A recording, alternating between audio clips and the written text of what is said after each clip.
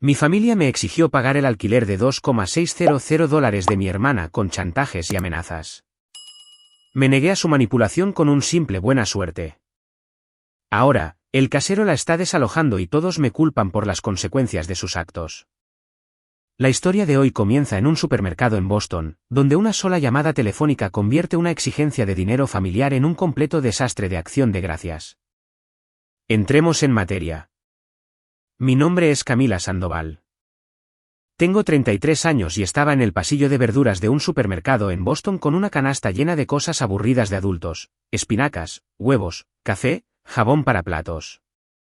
Cuando mi teléfono se iluminó con el nombre de mi hermana por tercera vez en 2 minutos, casi dejé que sonara. Debí haberlo hecho. En el segundo en que contesté, no me dijo hola. Dijo: vas a pagar mi alquiler este mes. 2.600, papá dice que ganas más, así que cállate y ayuda. Al principio me reí porque pensé que estaba bromeando.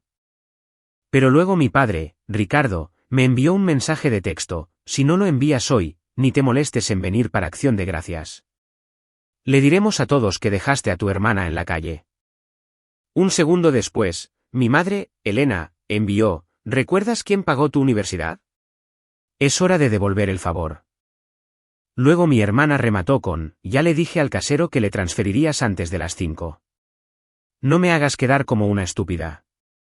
Todavía sostenía un aguacate en una mano cuando mi madre publicó en Facebook: algunos hijos olvidan de dónde vienen una vez que empiezan a ganar dinero de verdad. Ese fue el momento en que dejó de ser una emergencia familiar y se convirtió en una extorsión pública. Miré a mi alrededor a los extraños que comparaban precios de cereales mientras toda mi familia intentaba arrinconarme para financiar una vida a la que me habían ofrecido como voluntaria sin mi permiso. Así que dejé el aguacate, respiré hondo y envié una sola respuesta al chat grupal: buena suerte. La parte más loca es que nada de esto se sentía nuevo. Se sentía familiar de la manera más agotadora posible, como escuchar una canción que odias pero de la que ya te sabes toda la letra. Empujé mi carrito hacia adelante, pero no podía concentrarme en los estantes porque mi cabeza ya se estaba llenando de viejas escenas que había pasado años tratando de superar. Mi hermana, luego presentada al mundo como Valentina Sandoval cada vez que mis padres necesitaban que sonara glamorosa, siempre había sido descrita como enérgica, sensible y que se estaba encontrando a sí misma. A mí me describían como confiable, lo que en mi familia significaba útil, silenciosa y costosa. Mis padres, expertos en apariencias pulidas y viajes de culpa privados, habían construido toda una economía familiar en torno a mi capacidad para limpiar desastres que yo no había causado. Cuando Valentina consiguió una tarjeta de crédito que no pudo manejar, me pidieron que ayudara solo por esta vez.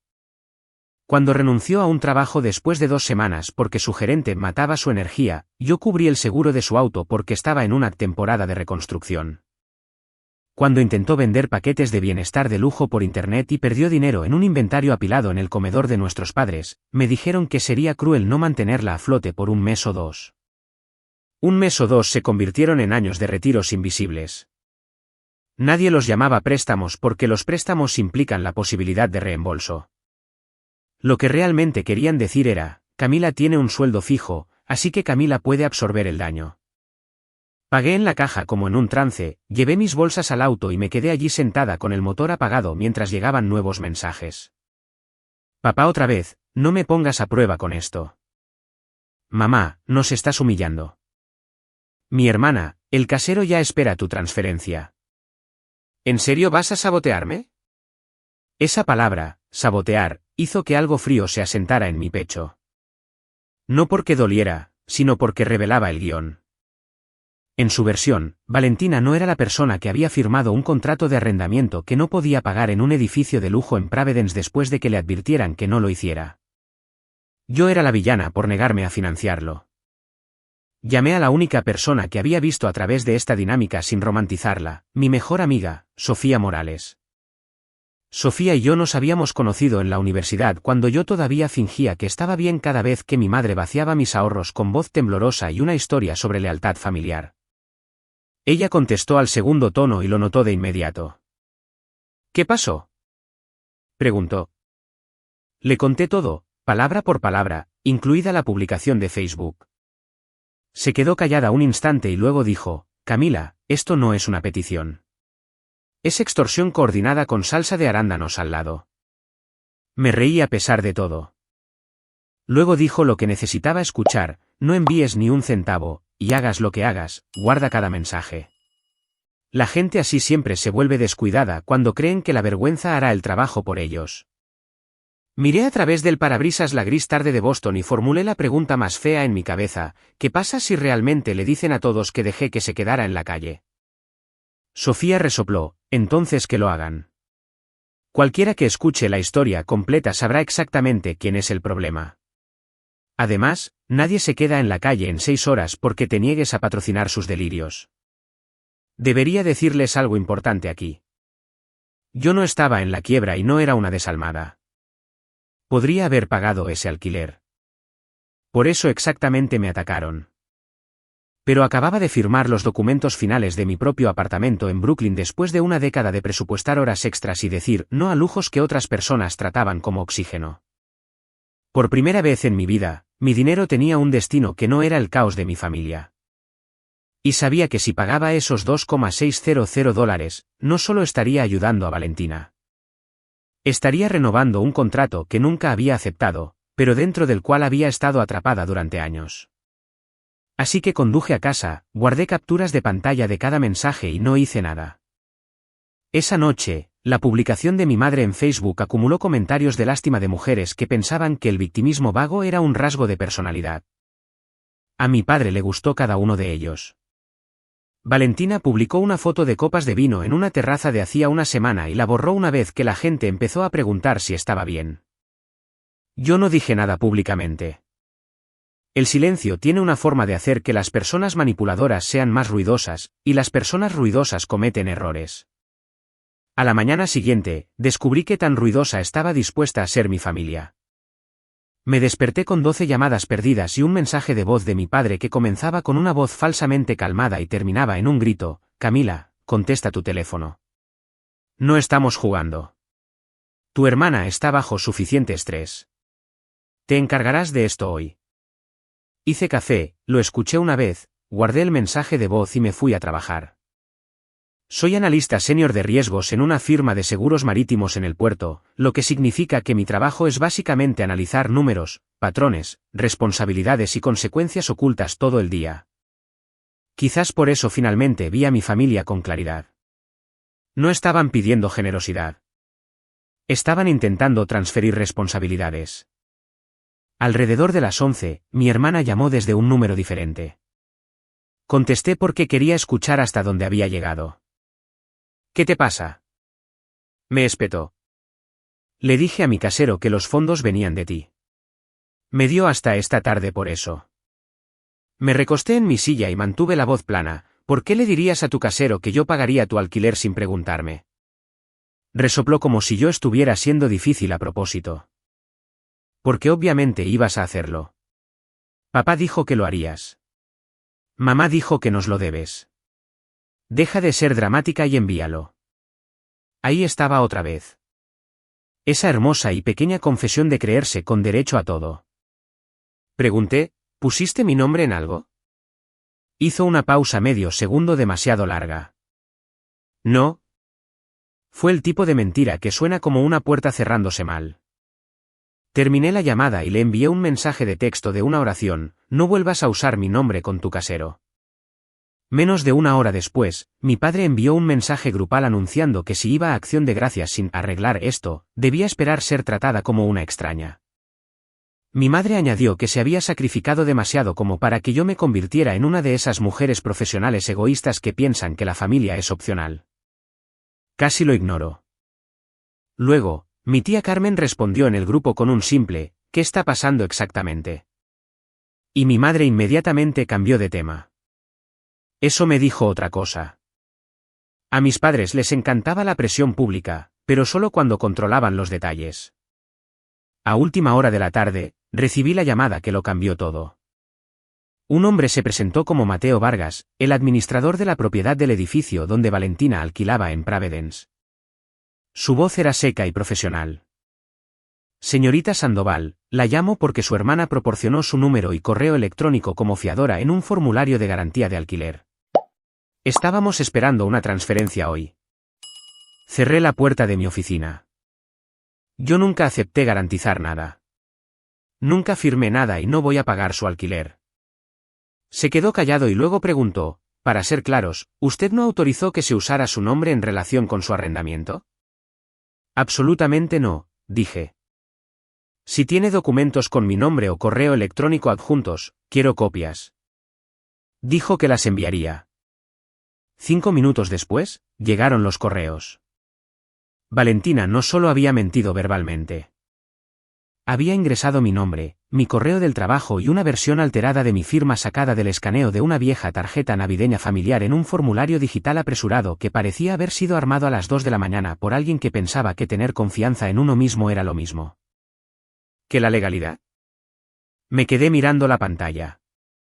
Luego me reí en silencio porque la audacia era casi elegante. No solo habían asumido que la rescataría. Habían intentado preautorizar el rescate. Reenvié todo a mi correo personal, luego a Sofía, y luego lo guardé en una carpeta etiquetada familia. Sofía llamó de inmediato. Dime que estoy leyendo esto mal. No lo estás, dije. Usó mi nombre en un formulario de fiador. Sofía exhaló lentamente.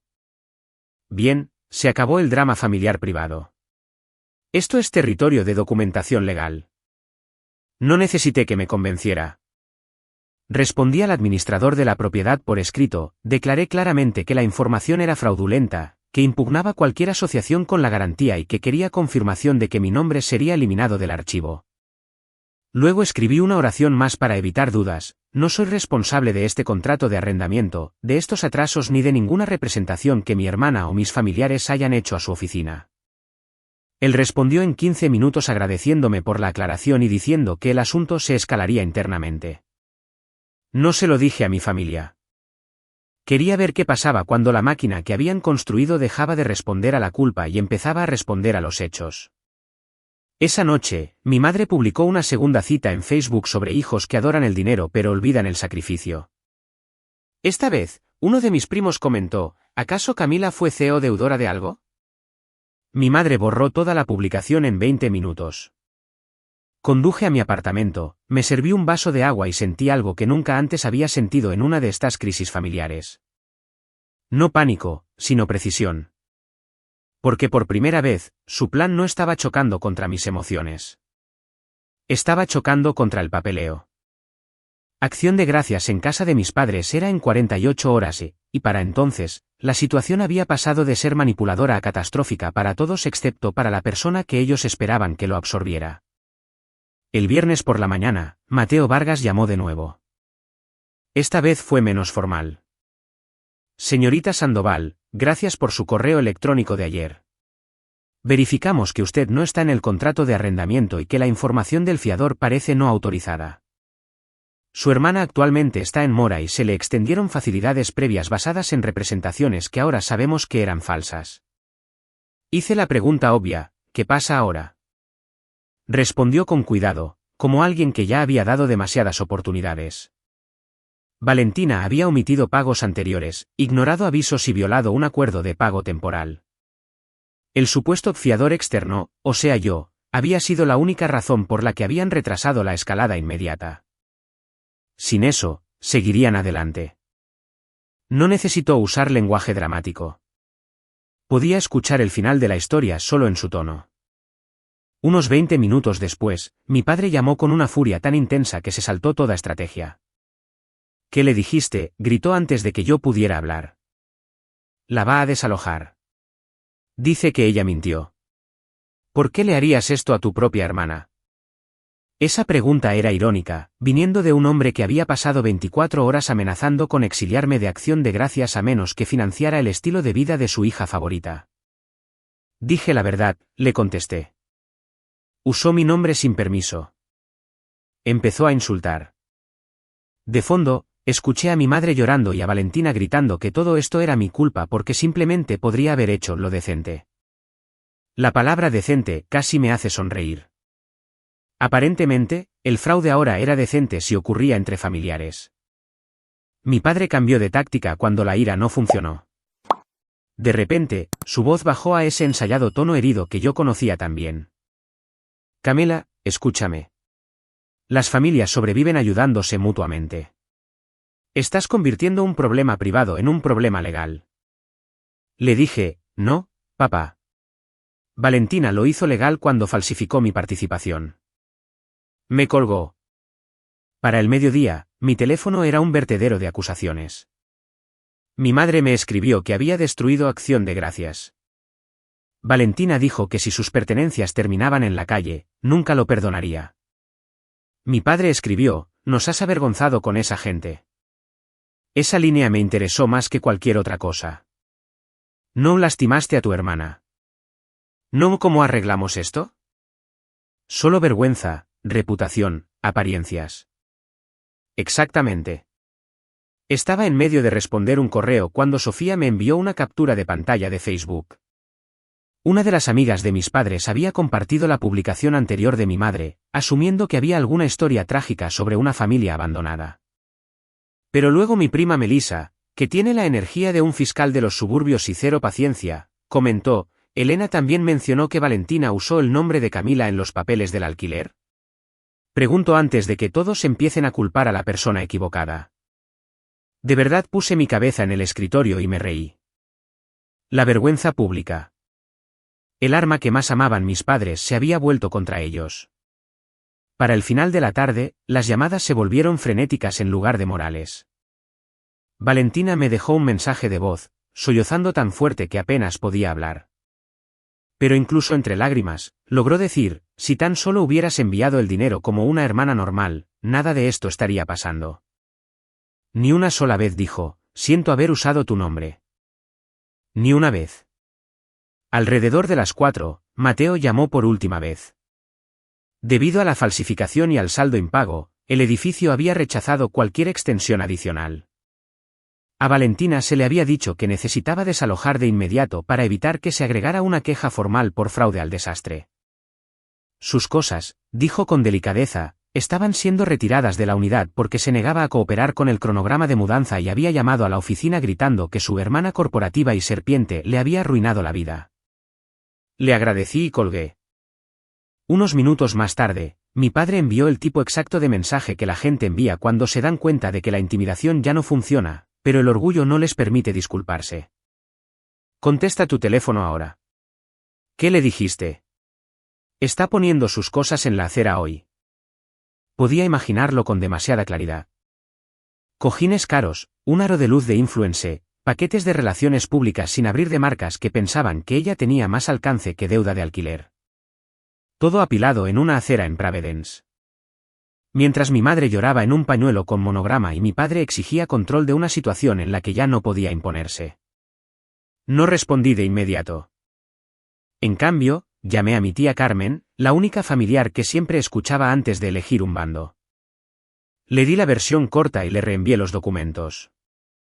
10 minutos después, me devolvió la llamada y me dijo, Camila, no dejes que reescriban esto.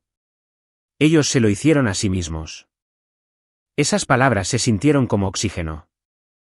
Esa noche, conduje hasta el condado de Worcester para Acción de Gracias de todos modos, porque estaba harta de que me trataran como a un rehén en mi propia familia. Me presenté con un pastel de una panadería en Back Bay, un rostro tranquilo y una carpeta en mi bolso. En el segundo en que entré, los ojos de mi madre estaban hinchados. Mi padre parecía que la ira lo había envejecido 5 años de la noche a la mañana, y Valentina, que aparentemente había sido acogida temporalmente después del desastre de Providence, estaba en el sofá envuelta en una manta como una viuda de guerra de un conflicto que ella misma había iniciado. Nadie dijo hola. Mi padre solo señaló el comedor y dijo, tenemos que hablar. Yo dije, genial. Yo también. Y por primera vez en mi vida, no entraba a esa casa para defenderme. Entraba con pruebas. La conversación comenzó antes de que el pavó siquiera llegara a la mesa. Mi padre cerró las puertas del comedor como si estuviera conteniendo un escándalo, lo que para ser justos, era cierto. Mi madre se posó en un extremo de la mesa, secándose los ojos. Valentina se sentó con los brazos cruzados, la barbilla en alto, irradiando el tipo de indignación que solo las personas sin responsabilidad pueden mantener a través de un colapso total. Mi padre habló primero. Podrías haber resuelto esto en silencio, dijo. En cambio, humillaste a tu hermana, a tu madre y a mí. Metí la mano en mi bolso, puse el formulario de garante impreso sobre la mesa y se lo deslicé. En voz baja, pregunté, ¿te refieres a antes o después de que Valentina enviara mi nombre en el papeleo del alquiler? ¿Antes o después de que mamá intentara avergonzarme en Facebook? ¿Antes o después de que me amenazaras con prohibirme venir a Acción de Gracias a menos que pagara? Mi madre inmediatamente intentó el desvío emocional. Camila, cariño, esto se salió de control. Nadie intentaba lastimarte. La miré. Mamá, publicaste sobre mí públicamente sin nombrarme porque querías que la gente se pusiera de tu lado antes de escuchar los hechos. Eso es lastimarme. ¿Valentina estalló? Oh, Dios mío. ¿Puedes dejar de actuar como si fueras la víctima? Yo fui la que estuvo a punto de quedarse en la calle. Me volví hacia ella. ¿Y de quién fue la decisión de alquilar un apartamento de lujo con ballet parking, gimnasio en la azotea y azulejos importados con unos ingresos que no podías sostener? Abrió la boca, pero seguí, ¿de quién fue la decisión de decirle a tu casero que yo pagaría? ¿De quién fue la decisión de usar mi nombre en un formulario de fiador? Se puso de pie tan rápido que su silla raspó hacia atrás. Estaba desesperada. Gritó. No tienes idea de lo que se siente tener miedo todos los meses. Eso casi me rompió el corazón porque por un pequeño segundo sonó honesta. Luego lo arruinó, y además, me lo debes. De verdad parpadeé. ¿Te lo debo? Mi padre intervino antes de que pudiera dar detalles, lo que me dijo que había algo que todos ellos pensaban que era obvio, y que yo de alguna manera nunca había estado lo suficientemente loca como para adoptar. Tu hermana también renunció a mucho, dijo. La familia se apoyó financieramente en ti porque eras la estable. Valentina tenía dones diferentes. Sofía habría pagado dinero real por escuchar esa frase en vivo. Dije muy lentamente, dones diferentes, es una forma fascinante de describir la irresponsabilidad en serie. Mi madre jadeó. Mi padre golpeó la mesa con la palma de la mano. No hables de tu hermana de esa manera. Me incliné hacia adelante, entonces dejen de pedirme que financie su vida. Hubo un silencio entonces, denso y eléctrico, porque todos en la habitación sabían que yo ya no participaba en la vieja coreografía. Mi madre hizo un último intento por restaurar el guión. Hicimos mucho por ti, susurró. Pagamos tus estudios. Apoyamos tu carrera. Creímos en ti. Sabía que esa línea venía desde el pasillo de verduras.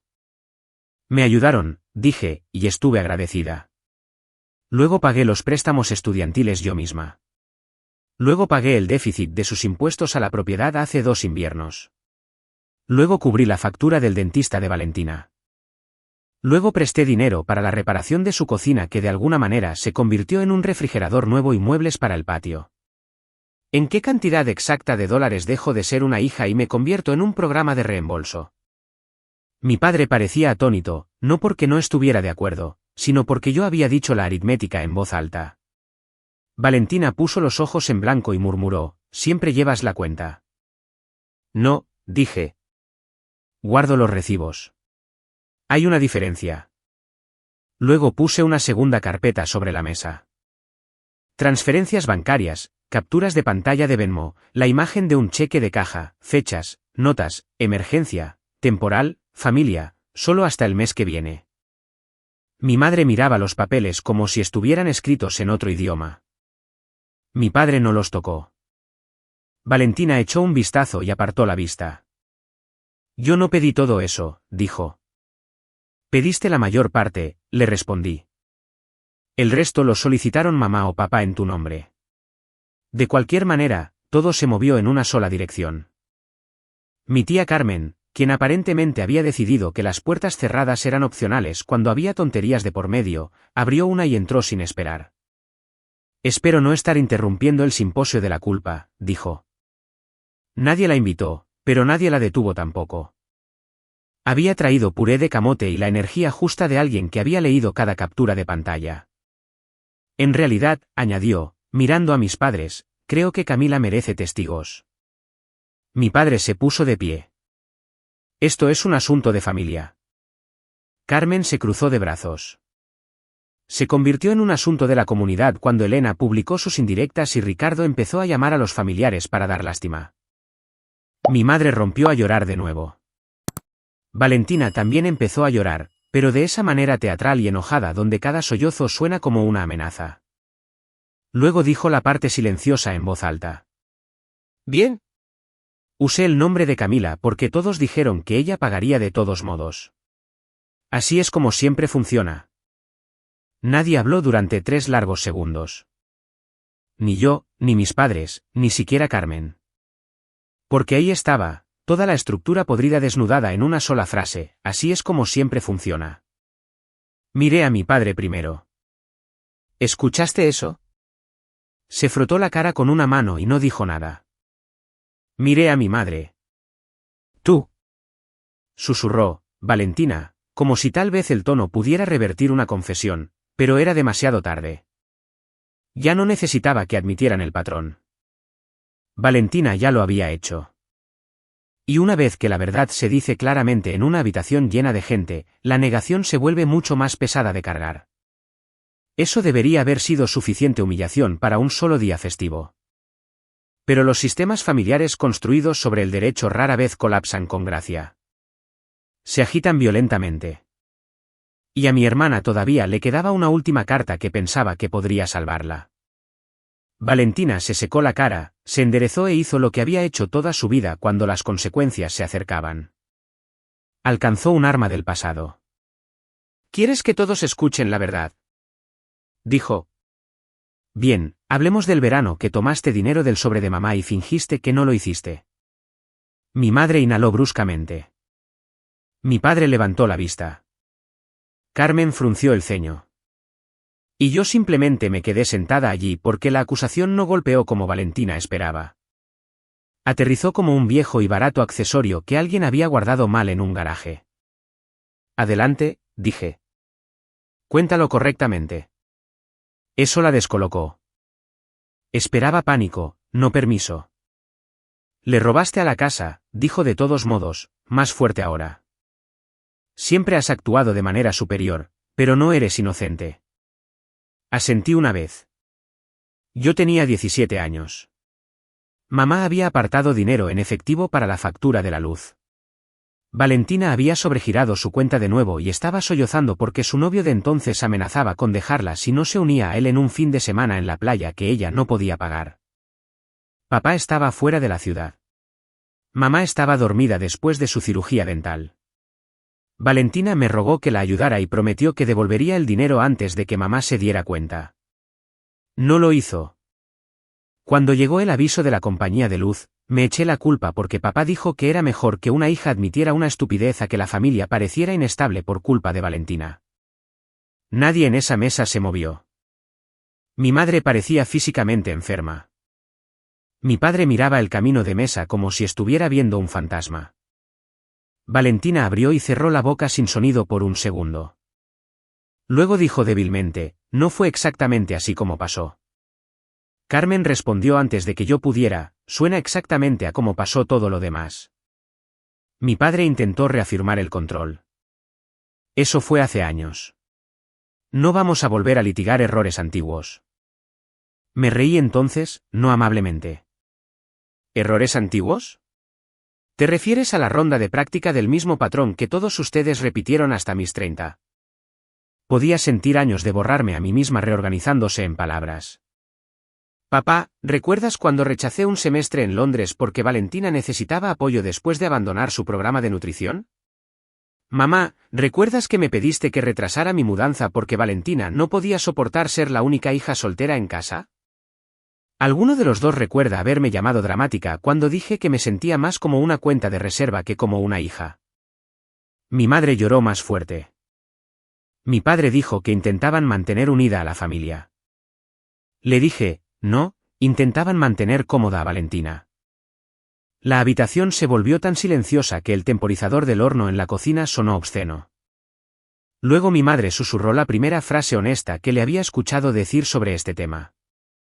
Nos apoyamos en ti porque sabíamos que sobrevivirías a ello. Ahí estaba. No porque fuera justo, no porque fuera correcto, sino porque yo era la persona en la que confiaban para soportar el daño. Algunas familias coronan a un hijo de oro.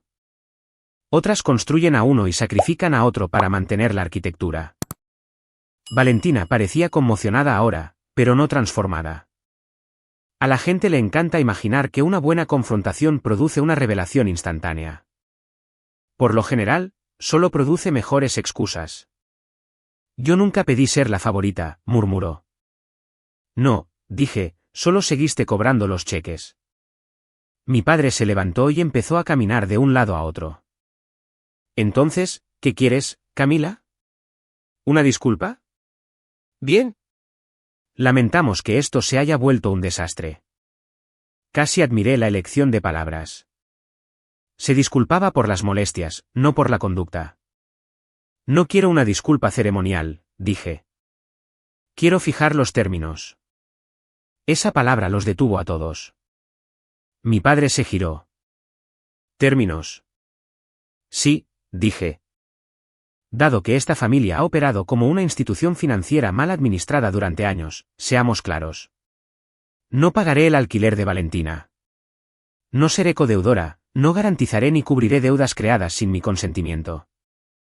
No responderé a mensajes grupales diseñados para avergonzarme y obligarme a ceder. No toleraré que se use mi nombre en privado, en público o en papeleo sin permiso por escrito. Si vuelve a suceder, lo trataré exactamente de la misma manera que traté esto. Valentina se burló, pero sonó frágil. ¿En serio llamarías a la policía para acusar a tu propia familia? Si mi identidad se usa fraudulentamente de nuevo, le dije, no tendré que hacerlo. Simplemente dejaré de protegerte de las consecuencias. Eso golpeó más fuerte que una amenaza porque era la verdad. La protección, no el amor, ni el deber, ni la generosidad, había sido la verdadera moneda que yo había suministrado durante años. Protección de malas decisiones, recargos por mora, vergüenza social, la vida adulta práctica, la realidad misma. Mi madre susurró, ¿a dónde se supone que va a ir Valentina? Carmen respondió primero, quizás a un lugar que pueda pagar. Luego me suavicé un poco porque, a diferencia de ellos, no estaba intentando destruir a una persona. Estaba intentando terminar con un sistema. La ayudaré en cosas que no impliquen efectivo, dije. Pagaré 3 sesiones con un asesor financiero. La ayudaré a rehacer su currículum. Pasaré un sábado ayudándola a buscar apartamento. Pero he terminado de financiar el caos. Valentina me miró como si la hubiera insultado más profundamente que si le hubiera gritado. Eso me lo dijo todo. La ayuda nunca fue el objetivo. El control sí lo era. El acceso, la garantía de que yo podía ser obligada a servir cada vez que sus decisiones maduraran en desastre, ese era el objetivo. Mi padre se hundió en una silla. Mi madre se cubrió la cara. Carmen, para su crédito, se mantuvo en silencio. Y entonces ocurrió el cambio final. No fue dramático, ni cinematográfico, pero fue inconfundible. Mi padre preguntó, ¿de verdad guardaste todos los recibos? Sí, le dije. ¿Todos ellos? Asintió lentamente como un hombre enfrentándose al costo de una historia que se había contado a sí mismo durante demasiado tiempo. La cena de Acción de Gracias de ese año fue bizarra más allá de toda descripción. Aún así comimos, porque América colapsará antes de saltarse una comida con salsa de carne, gravy. Pero ya nadie podía fingir. Cada tintineo de cuchara, cada plato pasado, cada pregunta falsamente normal sobre el clima llevaba el peso de la verdad expuesta. Mi madre apenas tocó su comida. Valentina apartaba el pavó sin comerlo. Carmen pidió más relleno como una mujer honrando la tradición en una zona de guerra. Y yo me senté allí sintiendo que algo inesperado florecía bajo los escombros. No triunfo exactamente, más bien como alivio con un pulso. Porque una vez que un mito familiar se rompe frente a testigos, solo puede sobrevivir a través de la pereza. Y yo finalmente había despertado demasiado como para ayudarlos a mantenerlo vivo. Las secuelas fueron más desordenadas que la confrontación, pero también más reveladoras. Durante las 2 semanas siguientes, la narrativa familiar probó 3 formas diferentes antes de establecerse en la única que podía sobrevivir al contacto con los documentos. Primero, mis padres intentaron la versión de la falta de comunicación. Mi madre llamó a dos familiares y dijo que Valentina había malinterpretado la urgencia y que yo había exagerado por el estrés. Eso murió en el momento en que Carmen reenvió el formulario de garante y el texto de amenaza de acción de gracias de mi padre a las personas que estaban siendo reclutadas en silencio. Segundo, Valentina probó la versión de dificultad temporal en Internet, publicando citas vagas sobre traición y la ambición femenina corrompiendo los valores familiares. Eso duró hasta que una de sus antiguas compañeras de piso comentó: ¿acaso Camila no cubrió también la letra de tu auto el año pasado? Borró la publicación.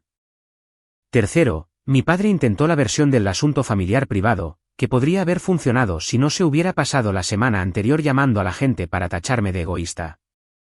Para entonces, demasiados familiares habían visto lo suficiente como para entender la verdadera historia.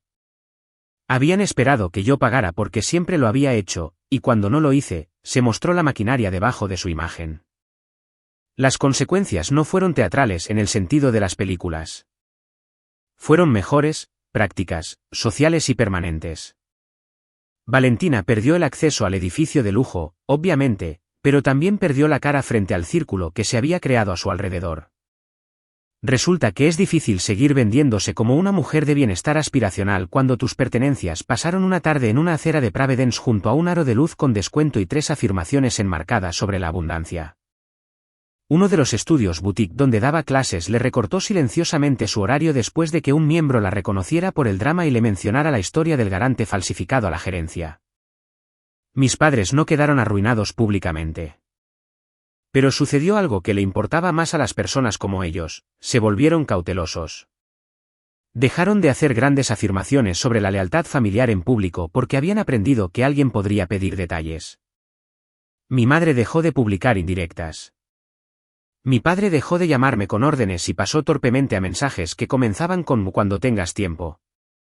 Solo eso ya se sintió como un terremoto. En cuanto a mí, hice exactamente lo que dije que haría. No envié dinero. Sin embargo, le envié a Valentina por correo la información de contacto de un asesor financiero en Providence, una aplicación de presupuesto y 3 listas de apartamentos asequibles a poca distancia de 2 gimnasios que estaban contratando instructores. Lo ignoró todo durante 6 días, luego envió una respuesta de una línea: yo no pedí caridad. Eso casi me hace reír de nuevo, porque los límites siempre parecen crueldad para las personas que se han beneficiado de tu falta de ellos. Pero una semana después, usó uno de los contactos de apartamentos. Un mes después de eso, se mudó al lugar más pequeño. Sin terraza en la azotea, sin baño de mármol, sin fantasía. Solo un alquiler que realmente podía pagar. No somos cercanas ahora. No sé si alguna vez lo seremos. Ella todavía piensa que la expuse. Yo creo que ella se expuso a sí misma y simplemente odió que yo dejara de ocultar las pruebas. Mi relación con mis padres cambió de maneras más lentas y extrañas.